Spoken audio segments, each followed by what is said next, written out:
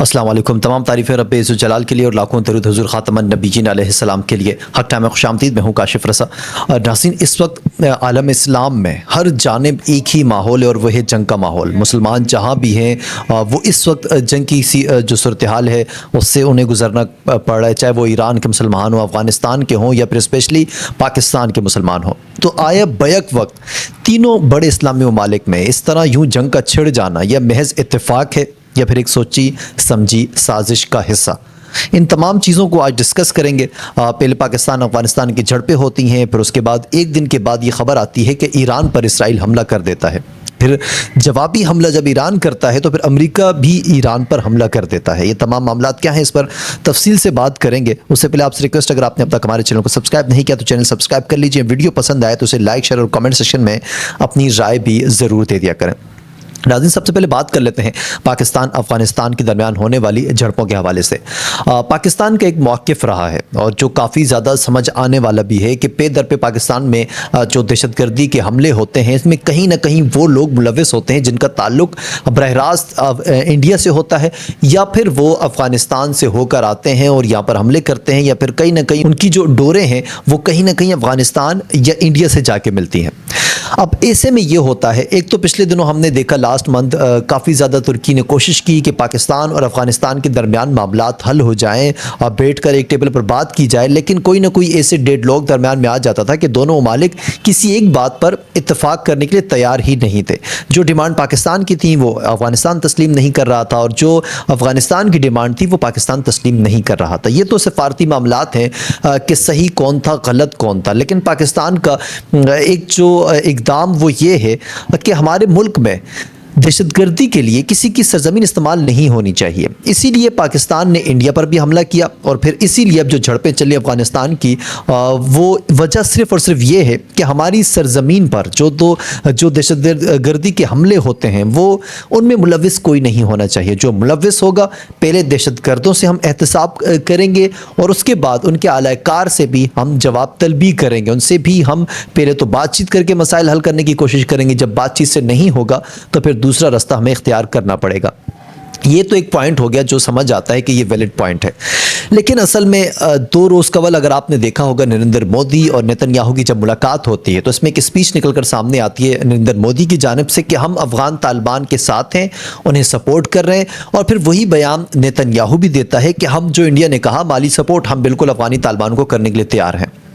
اب اس میں افغانی طالبان کا کوئی بیان نہیں آیا، ہونا تو یوں چاہیے نا کہ جیسے امریکہ یہ کہتا ہے کہ ہم پاکستان کو سپورٹ کرتے ہیں، جواب میں پاکستان کی جانب سے خیر مقدم کا بیان آتا ہے کہ جی ہم آپ کا شکریہ ادا کرتے ہیں، آپ ہمیں سپورٹ کرنے کے لیے تیار ہیں، لیکن جوابی کوئی بیان نہ اعتراف کی صورت میں آیا نہ انحراف کی صورت میں آیا۔ افغانستان نے کسی قسم کا کوئی بیان نہیں دیا کہ انڈیا اور اسرائیل ہمیں کیوں سپورٹ کر رہا ہے، کیا وجہ ہے اس کی۔ تو کہیں نہ کہیں سازش کی بو جو ہے وہ محسوس ہوتی ہمیں نظر آتی ہے۔ پھر اسی رات اچانک افغانستان حملہ کر دیتا ہے پاکستان پر، پھر جوابی کارروائی میں پاکستان افغانستان کو پسپا کرتا ہے اور بہت زیادہ جو ہے اسے نقصان بھی پہنچاتا ہے، ان کی سرزمین پر بھی قبضہ پاکستان کر لیتا ہے، اور اسی اثنا میں پاکستان کے بھی اپنے بہت سے جوان جو ہے وہ شہید ہوتے ہیں اور اچھا خاصا نقصان افغانستان کو بھی اٹھانا پڑتا ہے۔ اب افغانستان کس کی ایما پر یہ تمام چیزیں کر رہا ہے؟ یہ تو ہمیں ایک دن قبل جو ہونے والی پریس کانفرنس تھی نیتن یاہو کی اور نریندر مودی کی اس سمجھ آ جاتی ہے، لیکن نیکسٹ ڈے ڈونلڈ ٹرمپ کا بیان آتا ہے کہ جی افغانستان اور پاکستان کے درمیان جو ہونے والی جنگ ہے میں کسی صورت اس کا ثالث نہیں بنوں گا۔ اور ایک اور بات جو وہ کرتا ہے وہ یہ کرتا ہے کہ ہمیں افغانستان سے بٹگرام ایئر بیس واپس چاہیے کیونکہ یہاں سے ہم چائنا کا نیوکلیر پروگرام مانیٹر کر سکتے ہیں اور ہم وہ واپس لینے والے ہیں۔ اب یہ جو پوائنٹ ہے نا، اس سے لے کر ڈسکشن شروع ہو چکی ہے کہ پاکستان افغانستان جنگ میں کیا کوئی عالمی سازش تو نہیں، کیا کوئی لوگ ایسے تو نہیں، کوئی ممالک ایسے تو نہیں جو ان دونوں کو لڑوا کر اپنے عزائم جو ہیں وہ حاصل کرنا چاہتے ہیں۔ اب یہاں تک تو بات پھر بھی کہیں نہ کہیں سمجھ میں آنے والی تھی، لیکن گزشتہ رات ایران پر اسرائیل حملہ کر دیتا ہے اور پھر جب جوابی کارروائی کی جاتی ہے ایران کی جانب سے تو پھر امریکہ جو ہے وہ ایران پر حملہ کر دیتا ہے۔ تو اب یہ وہاں پر بھی کافی زیادہ جنگی صورتحال شروع ہو چکی ہے، ایک دوسرے پر اٹیک کیے جا رہے ہیں۔ تو ناظرین، آپ سے بیسک سوال جو میں کرنا چاہ رہا ہوں وہ یہ، آپ کو کیا لگتا ہے کیا یہ عالمی سازش کا حصہ نہیں کہ مسلم ممالک آپس میں لڑوا دیا جائے؟ آپ دیکھیں ایران اس وقت تنہا ہے، ایران کے ساتھ کوئی نہیں ہے، لیکن دوسری جانب اسرائیل اور امریکہ دونوں ایک ساتھ مل کر ایران پر حملہ کر رہے ہیں۔ اور کیا یہ وجہ نہیں تھی کہ یہ دو اسلامی ممالک کو آپس میں لڑوا دیا جائے، پھر جب ایران بچے گا تو پھر ہم ایران پر حملہ کر دیں گے؟ میں ایک سوال آپ کے سامنے لے کے آ رہا ہوں، جو چیزیں ہم تک پہنچی اس کے مطابق میں بھی ایسا نہیں ہو سکتا، یہ محض اتفاق بھی ہو سکتا ہے، لیکن جو بیانات ہم سامنے رکھتے ہیں اور جو پھر بیک وقت تمام چیزیں سامنے آتی ہیں اسے دیکھ کر ایسا ہی محسوس ہوتا ہے کہ عالم اسلام کو تنہا کرنے کی کوششیں کی جا رہی ہیں۔ اب جو اس وقت کرنٹ سچویشن ہے ایران اور اسرائیل اور امریکہ والی، میں آپ کے سامنے رکھ لیتا ہوں۔ اس وقت ایران نے جب ایران پر حملے کیے گئے تو ایران نے بھی جوابی حملے کیے اور بہت سے مقامات پر امریکہ اور اسرائیل کو نقصان پہنچانے کی کوششیں جو وہ ایران کی جانب سے شروع ہو چکی ہیں۔ بہت سے لوگوں کو یہ لگتا تھا کہ شاید ایران جو ہے وہ اس طریقے سے دفاع نہیں کر پائے گا، لیکن ایران نے پہلے تو اسرائیل پر میزائل حملے کیے اور اس پر اسرائیلی فوج کی تصدیق بھی سامنے آئی۔ اس کے بعد ایران کا متحدہ عرب امارات، قطر اور بحرین میں بھی امریکی اڈوں پر میزائل حملے کیے گئے۔ ایران کا کویت میں امریکی اڈے پر بھی میزائل حملہ سامنے آیا، عراق پر امریکی اڈے پر میزائل حملہ جو ہے وہ سامنے آیا۔ اس کے علاوہ ایران کا سعودی عرب میں امریکی اڈے پر بھی میزائل حملہ کیا گیا، اور اس کے حوالے سے یو اے ای کی سرکاری خبر ایجنسی کے مطابق ایرانی میزائل حملے میں ایک شخص ہلاک ہوا، جبکہ یو اے ای نے متعدد ایرانی میزائلوں کو روکا بھی۔ تو یعنی کہ اب جو جنگ ہے وہ محض ایک دو ملکوں کی نہیں رہی، یہ پورے خطے میں پھیلتی جا رہی ہے۔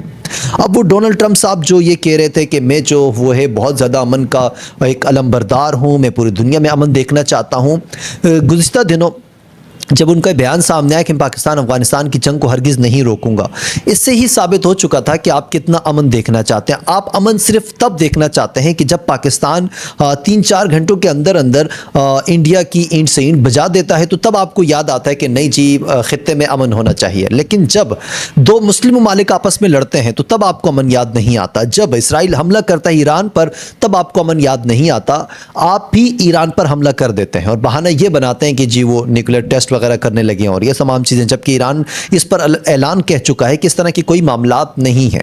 تو پھر وجہ کیا ہے آخر؟